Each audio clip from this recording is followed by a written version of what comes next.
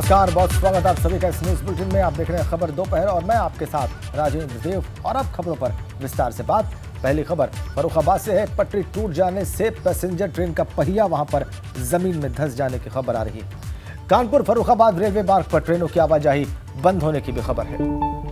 Loco pilot ने समझदारी दिखाकर ट्रेन रोकी है। खुदागंज रेलवे स्टेशन से 1 किलोमीटर दूर यह हादसा हुआ है। पुलिस के साथ रेलवे के अधिकारी मौके पर पहुंचे हैं और वहां पर प्रयास जारी है कि इस ट्रेन को हटाया जाए, ट्रैक पर लाया जाए और इस रूट को क्लियर किया जाए। इसी प्रयास में पुलिस और रेलवे के अधिकारी वहां पर पहुंचे हैं। देखिए कैसे ये पहिया जमीन में धंस गया, इसकी तस्वीरें आप देख सकते हैं। ये कानपुर फर्रुखाबाद ट्रैक है, रूट है, जिसमें जमीन में धंसा है ये ट्रेन का पहिया। ये पैसेंजर ट्रेन है, ट्रैक टूटा हुआ था, इस पर से ट्रेन गुजर रही थी और लोको पायलट ने यहां पर समझदारी दिखाई। ट्रेन को डिरेल होकर बड़ी दुर्घटना होने से बचा लिया लोको पायलट ने, रोक दिया, लेकिन पहिया, बोगी का पहिया जमीन में धंस गया है, जो कि आप देख पा रहे हैं। और इसी वजह से ये ट्रैक जो है बाधित हो गया है। पुलिस के और रेलवे के अधिकारी मौके पर पहुंचे हैं। उनका लक्ष्य है कि इस ट्रेन को ट्रैक पर लाया जाए, इस ट्रैक को क्लियर किया जाए, ट्रैक को ठीक किया जाए, लेकिन इसमें समय लग सकता है। तस्वीरें आप देख रहे हैं पहिए के धंसे होने की जमीन में। कानपुर फर्रुखाबाद मार्ग पर आवाजाही बंद हो गई है ट्रेनों की। चूंकि ये ट्रेन वहां पर खड़ी हो गई है, इसे क्लियर करना, इसे वहां से हटाना एक बहुत बड़ी चुनौती, तब जबकि पूरा ट्रैक वहां पर डिस्टर्ब है और टूटा हुआ है।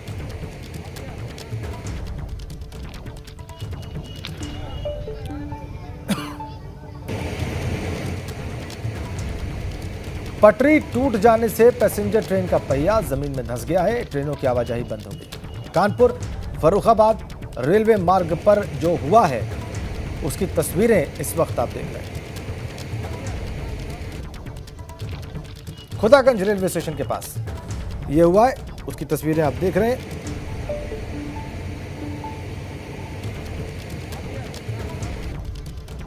आवाजाही बंद, ये ट्रैक बाधित पूरी तरीके से फिलहाल। और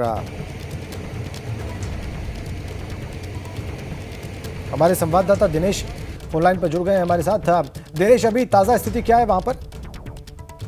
राजेंद्र जी, इस समय पर कानपुर और फर्रुखाबाद का जो ट्रैक है वो पूर्ण रूप से बंद कर दिया गया है और वहां पर रेलवे के अधिकारी पहुंच गए हैं। क्रेन को मंगाया जा रहा है। जैसे ही क्रेन आएगी उसके बाद उसको पटरी पर रखने का प्रयास किया जाएगा। जी राजेंद्र जी। तो अभी आप कह रहे हैं कि ट्रेन वहां पर जैसे पहुंचेगी उसके बाद उसे पटरी पर रखने का प्रयास किया जाएगा। क्या आज ये कार्य हो पाएगा या इसमें आपको ऐसी आशंका दिख रही है कि कुछ और ऐसा समय लग सकता है जो कि ट्रैक को जो है देर तक बाधित रखे? प्रशासन के अधिकारियों से जो बात हो रही है तो उनका ये कहना है कि 2-3 घंटे में हम रूट को चालू करा देंगे। और रेलवे जो इज्जत नगर मंडल पड़ता है वहां से क्रेन को मंगाया जा रहा है और ट्रेन के आने के बाद वो ट्रैक जो है कानपुर फर्रुखाबाद वो चालू हो जाएगा, उनका अधिकारियों का कहना है। जी, बहुत बहुत धन्यवाद आपका। चलिए आगे बढ़ते हैं। ग्रेटर नोएडा से खबर है। 2 पक्षों में वहां पर जमकर ईंट पत्थर चले हैं। बताया गया है कि मामूली विवाद के बाद दोनों ओर से पत्थरबाजी होने लगी। इसमें कई लोग घायल हो गए। वायरल वीडियो ग्रेटर नोएडा के दनकौर थाना इलाके का बताया जा रहा है। तस्वीरें आप देखिए कैसे पत्थरबाजी हुई ग्रेटर नोएडा में। पत्थरबाजी में कई लोगों के घायल होने की खबर है। 2 पक्षों के बीच जमकर पत्थरबाजी ग्रेटर नोएडा में।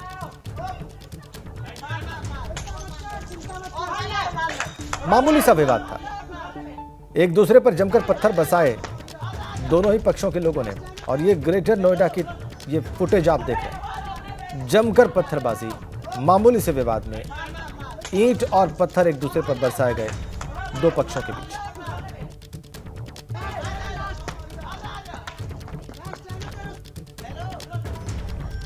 तो ये बड़ी खबर और ये एक्सक्लूसिव वीडियो आप देख रहे हैं। ये देखिए आप कैसे दोनों पक्षों ने आक्रामक तरीके से एक दूसरे पर ईंट और पत्थरों की बारिश कर दी।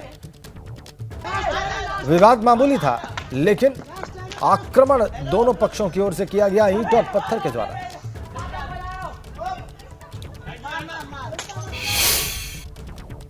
इधर मऊ में रोडवेज की बस अचानक दुकान में जा घुसी। रोडवेज बस की चपेट में कंडक्टर आ गया और कंडक्टर को कोई खास चोट नहीं आई है, ये राहत की बात है। दुकान में काम कर रहे 2 लोग जरूर घायल हो गए। ये बड़ी खबर मऊ से। रोडवेज की बस अचानक दुकान में जा घुसी, 2 लोग घायल हो गए जो उस दुकान में काम कर रहे थे बस की चपेट में आकर, लेकिन कंडक्टर को कोई चोट नहीं आई। तस्वीरें आप देख लीजिए, मऊ की तस्वीरें, और आप देखिए जब ये घटना हुई उसके बाद क्या हुआ। ये दुकान और रोडवेज की बस अचानक इसी दुकान में जा घुसी और जो मजदूर इसमें काम कर रहे थे वो इसकी चपेट में आकर घायल हो गए। ये देखिए आप, रोका जा रहा था लेकिन ये बस रुकी नहीं और सीधे दुकान में घुसती चली गई। देखिए आप, क्या हुआ ये समझना होगा। कंडक्टर रोडवेज बस की चपेट में आया लेकिन उसे कोई खास चोट नहीं आई है, ये राहत की बात। लेकिन जो लोग दुकान में मौजूद थे उनमें से 2 घायल हो गए। ये मऊ की फुटेज आप देख रहे हैं, सीसीटीवी फुटेज है ये। देखिए बस चलती चली आ रही है, रोडवेज की बस है, सरकारी रोडवेज की बस है, और घुस गई दुकान में और 2 लोग घायल। समझना ये है कि ये हुआ कैसे। क्या ड्राइवर को ये बात समझ में नहीं आई?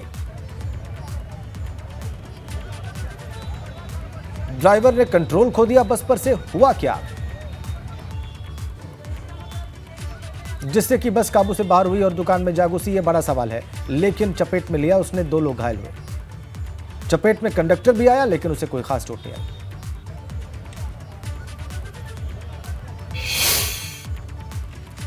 एक बड़ी अपडेट, महोबा में किसानों का प्रदर्शन दिखाई दे रहा है। खाद की किल्लत से परेशान किसानों ने जाम लगा दिया है। सहकारी समिति पर खाद की कालाबाजारी का आरोप लगाया है किसानों ने। 4 दिन से खाद न मिलने का आरोप लगाया है किसानों ने। निजी दुकानों को खाद की कालाबाजारी का आरोप लगाया है। प्रदर्शन कर रहे हैं किसान महोबा में। सहकारी समिति पर निजी दुकानों को खाद की कालाबाजारी का आरोप लगाया है। ये देखिए आप तस्वीरें, महोबा में प्रदर्शन की, किसानों का प्रदर्शन। ये इनका आरोप है कि निजी दुकानदार खाद की कालाबाजारी कर रहे हैं और इस वजह से खाद की किल्लत खड़ी हो गई है, उन्हें खाद नहीं मिल रही है।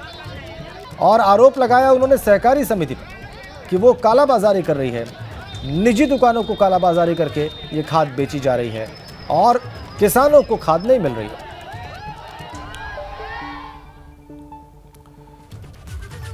इधर झांसी में समाजवादी पार्टी के नेताओं ने प्रदर्शन किया। यह प्रदर्शन सपा के पूर्व विधायक दीप नारायण सिंह यादव के समर्थन में किया गया, जिस पर हाल ही में गैंगस्टर एक्ट लगाया गया। नेताओं का आरोप है कि पुलिस जानबूझकर सपा नेताओं पर केस दर्ज कर रही है। सपा नेताओं ने योगी सरकार से दर्ज मुकदमे वापस लेने की मांग की। इसके बाद नेताओं ने प्रशासन को ज्ञापन भी सौंपा। दीप नारायण सिंह अभी जेल में बंद हैं।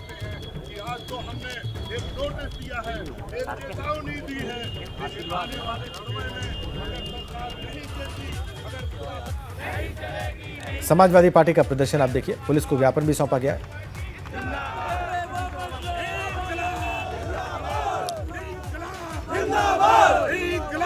प्रशासन से केस जो दर्ज किया गया था उसको वापस लेने की मांग की जा रही है।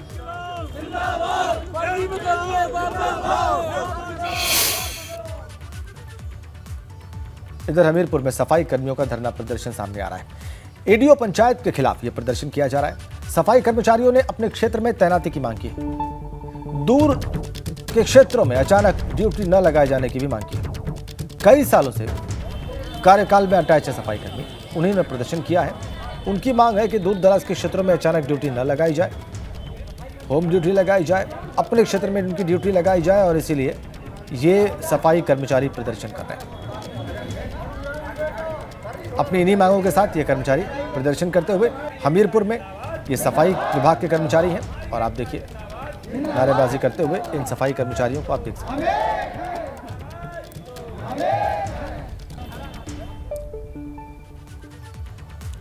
इधर वाराणसी के बीएचयू में हुई फीस बढ़ोतरी के खिलाफ अनिश्चितकालीन आंदोलन ने जोर पकड़ लिया है। अखिल भारतीय विद्यार्थी परिषद के कार्यकर्ताओं ने कुलपति आवास के पास प्रदर्शन किया। एबीवीपी कार्यकर्ताओं ने कुलपति आवास के पास शंख और ढोल बजाकर प्रदर्शन किया और बढ़ी हुई फीस को वापस लेने की मांग की।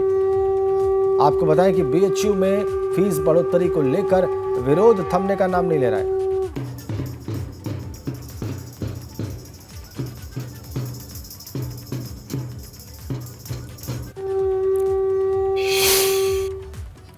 इधर लखनऊ के किंग जॉर्ज मेडिकल यूनिवर्सिटी पहुंचे उप मुख्यमंत्री ब्रजेश पाठक डिप्टी सीएम के औचक निरीक्षण से हड़कंप मच गया।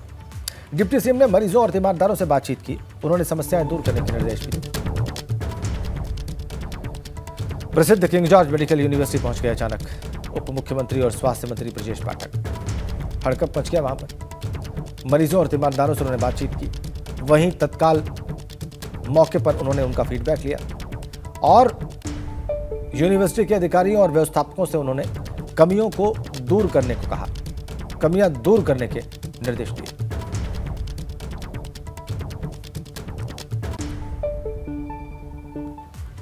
आजम खां की विधानसभा की सदस्यता जाने पर भाजपा प्रदेश अध्यक्ष भूपेंद्र चौधरी ने टिप्पणी की है। आजम खां ने जैसा बोया वही वो काट रहे हैं। उनका आचरण लोगों के साथ कैसा था ये उन्हें सोचना चाहिए। वहीं शिवपाल यादव के मुद्दे पर उन्होंने कहा कि वो 2012 से ही अलग थलग पड़े हैं। भाजपा में लेने के सवाल पर उन्होंने कहा कि भाजपा के लिए कोई अछूता नहीं है। एक तरफ तो लखीमपुर का उपचुनाव है, आप अगस्त में प्रदेश अध्यक्ष बने, उसके बाद पहला कोई चुनाव अगर होने जा रहा है तो ये है आपके लिए और महामंत्री संगठन। क्या इसको एक परीक्षा, एक एग्जाम मानते हैं? नहीं, निश्चित रूप से राजनीतिक क्षेत्र में बेहतर करना ही हम सबके लिए चुनौती होती है। और भारतीय जनता पार्टी के इतना बड़ा हमारा संगठन है और हमारे कार्यकर्ताओं ने उस चुनौती को स्वीकार करके हम लोग आगे बढ़ रहे हैं। जहाँ तक गोला का चुनाव है, अरविंद गिरी जी भारतीय जनता पार्टी के सीनियर नेता थे, हमारे विधायक रहे, और उनके असमय निधन के कारण सीट रिक्त हुई है। और भारतीय जनता पार्टी ने अमन गिरी के रूप में एक युवा प्रत्याशी को उतारा है। और मुझे विश्वास है कि जो हमारी सरकारों ने काम किए हैं विकास के काम, और उत्तर प्रदेश की सरकार ने पिछले लगभग 5.5 वर्षों में जो विषय हम लोगों ने जनता के बीच में रख के हमने जनता के विकास के लिए काम किए हैं, तो मुझे निश्चित रूप से विश्वास है कि गोला की जनता का आशीर्वाद और इसने हमें मिलेगा और भारतीय जनता पार्टी बड़े बहुमत के साथ चुनाव जीतकर विधानसभा में पहुंचेंगे अमनगिरी। क्योंकि ये बहुत महत्वपूर्ण चुनाव हो गया है आपके लिए भी। पूरे अगर हम सरकार के 6 महीने भी हो गए उसको उस दृष्टि से भी देखें, इसीलिए सब लोगों को वहाँ पर लगा दिया, सरकार के मंत्री, आप खुद बार बार जा रहे हैं वहाँ। नहीं, निश्चित रूप से चुनाव है तो चुनाव को मैंने जैसे कहा ना कि हम लोगों के लिए बेहतर करने की चुनौती हमेशा रहती है और भारतीय जनता पार्टी चुनावों को गंभीरता के साथ लेती है और हम अपने रिपोर्ट कार्ड के साथ जनता के बीच में हैं। जो काम हमने किए हैं उस कामों के आधार पर हम जनता के बीच में, और भारतीय जनता पार्टी के कार्यकर्ता के नाते सब लोग चुनाव में लगते हैं। अच्छा में पास होंगे अच्छे नंबरों? नहीं, मुझे निश्चित रूप से लगता है कि हमें जनता का आशीर्वाद, गोला की महान जनता का आशीर्वाद मिलेगा, पहले भी मिलता रहा। निकाय चुनाव भी होने इस साल के अंत में होंगे, उसको लेकर भी बीजेपी ने आज आपने एक बड़ी बैठक की, 3 क्षेत्रों की बैठक की, फिर 3 क्षेत्रों की बैठक और करने जा रहे हैं। इसको लेकर क्या रणनीति रहेगी? क्योंकि आपने तो 17 जो नगर निगम है वहाँ पर चुनाव का अगर हम कहें तो प्रभारी नियुक्त कर दिए। नहीं, हम लोगों ने पिछले माह हम लोगों ने पूरी तैयारी करके अपने संगठन का एक स्ट्रक्चर बनाकर और हमने जो हमारे कार्यकर्ताओं को जिन्हें काम दिया है हमने प्रभारी संयोजक के नाते, उन सब की एक बार बैठक हम लोगों ने लखनऊ में कर ली है। और पहली बैठक में नगर निगम और नगर पालिका के लोग उपस्थित रहे थे। उसके अलावा जो नगर पंचायतें हैं उनकी हम लोगों ने क्षेत्रीय स्तर पर बैठ के करके, और जो काम चुनाव से पहले और चुनाव के समय हम लोग करने हैं, हम उसकी पूरी तैयारी के साथ हम लोग काम करें। क्योंकि हमारे बड़ा संगठन है, हमारा बड़ी संख्या हमारे कार्यकर्ताओं की है और हम अपने कार्यकर्ताओं को काम बांटकर, हमेशा बीजेपी अपने कार्यकर्ताओं के काम बांटकर नीचे से लेकर पन्ना प्रमुख से लेकर चुनाव की पूरी संचालन समिति तक और सभी लोग लगकर हम लोग चुनाव को जीतने का काम करेंगे। कैमरे प्रमोद के साथ अनुभव शुक्ला, एपी गंगा, लखनऊ। आजम खां के मामले में यूपी सरकार के मंत्री दिनेश प्रताप सिंह ने कहा है कि राजनीति में विरोध जरूरी होता है, लेकिन उसकी एक मर्यादा होनी चाहिए। आजम खां मामले में कोर्ट का जो फैसला आया है वो एक नजीर है। अखिलेश यादव पर उन्होंने कहा कि उनकी राजनीति उनके पिताजी की देन थी, अब उन्हें पता चलेगा कि राजनीति कैसे होती है। उन्होंने योगी सरकार के कामकाज की जमकर तारीफ की। साथ बातचीत के लिए मौजूद हैं उत्तर प्रदेश सरकार मंत्री दिनेश प्रताप सिंह जी। सरकार बात करें तो कई मामले हेट स्पीच में आए, लेकिन सजा पहली मर्तबा देखने को मिल रही है। आजम खान की विधायकी भी जा रही है, किस तरीके से सरकार देख रही है इस फैसले को? आजम खान जी के ऊपर न्यायालय का यह आदेश सामाजिक क्षेत्र के लोगों के लिए नज़ीर स्थापित होगा कि हमको सबको सामाजिक दायरे में रह करके ही किसी का विरोध करना चाहिए और विरोध राजनीति में नीतिगत विरोध होना चाहिए, कार्यों का विरोध होना चाहिए, व्यक्तिगत विरोध नहीं होने चाहिए। व्यक्तिगत विरोध अगर कोई करेगा और इस स्तर की हेट स्पीच करेगा जो हमारे सामाजिक सद्भाव को खराब करेगी, तो न्यायालय को ऐसे कदम उठाने पड़ेंगे। मैं न्यायालय को बहुत बहुत धन्यवाद देता हूं, देश की न्यायपालिका को, जो पूरी तरह से सजग है और ऐसी टिप्पणियां करने वाले अब बख्शे नहीं जाएंगे। समाजवादी पार्टी के कई कार्यकर्ता कह रहे हैं कि जानबूझकर द्वेष की भावना से आजम के खिलाफ लगातार FIR दर्ज किए जाते रहे हैं और ये फैसले को भी उसी तरीके से देख रहे हैं।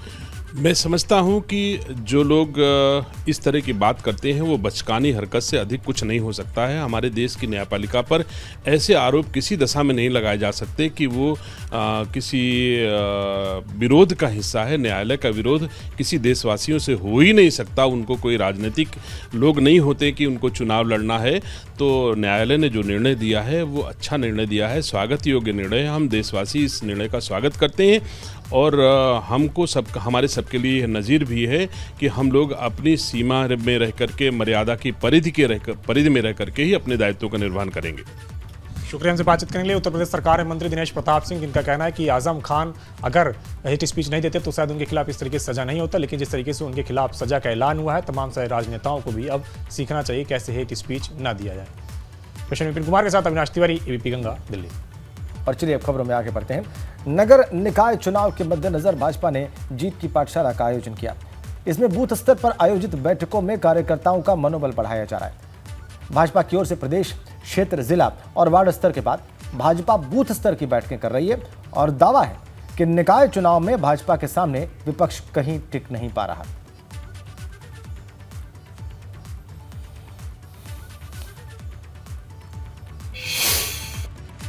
भारतीय जनता पार्टी के बारे में कहा जाता है कि वो अपने विपक्षियों से चुनावी तैयारियों में हमेशा आगे रहती है। नगर निकाय चुनाव करीब आ चुके हैं और नगर निकाय चुनाव के लेकर के जीत की पाठशाला कानपुर में चल रही है। नेहरू नगर में हम मौजूद हैं और यहाँ पर जीत की पाठशाला बाकायदा किसी क्लास की तरीके से चलाई जा रही है।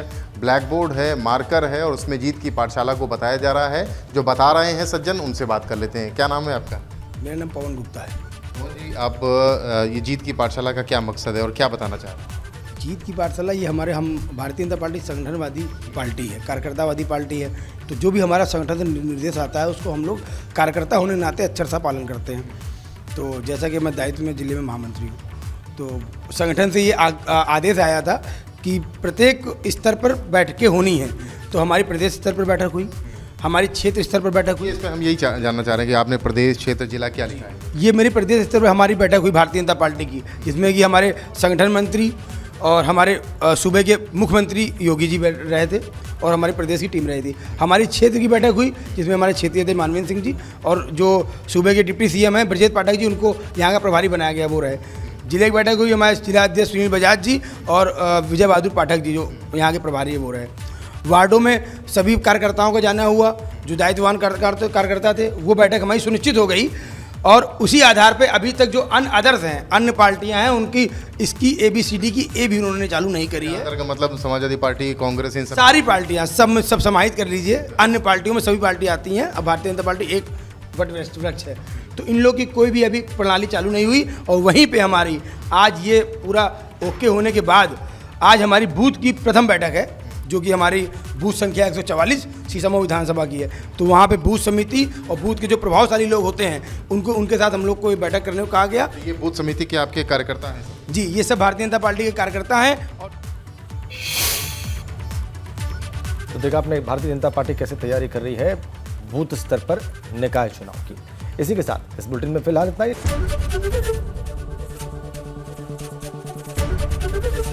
ABP गंगा, खबर आपकी, जुबान आपकी।